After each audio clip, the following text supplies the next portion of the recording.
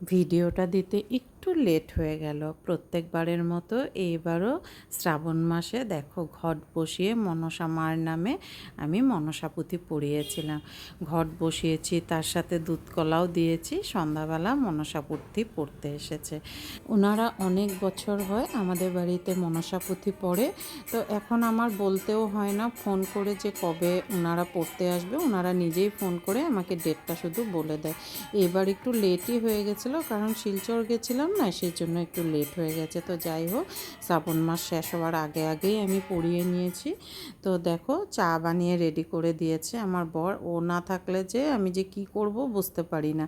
জানো, last year জন্মাষ্টমীর প্রসাদ নিয়ে আমি একজনের বাড়িতে গেছিলাম। সে আমাকে বলে কি, আজকাল তো সব পূজাই ফ্যাশন হয়ে গেছে, সব পূজা মানুষে শুধু ভিডিও আর ফটো আপলোড করার জন্যই করে, তো সব ফ্যাশন হয়ে গেছে। বলি কি, ফ্যাশন যদি করতেই হয় গরমের মধ্যে কেউ করবে না কষ্ট করে বাড়িতে, সবাই ওই মন্দিরে সাজুগুজু করেই চলে যাবে। পুজো করতে না ভক্তির দরকার হয়। তো দেখো, তোমরা যে লুচিগুলো দেখতে পাচ্ছ সমস্ত কিন্তু আমার ছেলে আর বর মিলে ভেজেছে এগুলো। আর এখন সব কিছু রেডি করেও দিচ্ছে ওনাদেরকে দেওয়ার জন্য। আর ওনারা না বসে কেউ প্রসাদ নেয় না, তাই আমি প্রত্যেকবার কি করি, এরকম প্যাকেট করে ওনাদেরকে দিয়ে দিই। তো ফল প্রসাদ ছিল, সাথে মিষ্টি ছিল, আর লুচির সাথে খাওয়ার জন্য চানা পনির এগুলো দিয়ে একটা তরকারি ছিল। তো সমস্ত কিছু প্যাকিং করে দিচ্ছি। আর আমি না পুজো করতে আগের থেকে ভীষণ ভালোবাসি। যখন আমার বিয়ে হয় নাই তখন থেকেই আমি পুজো করি।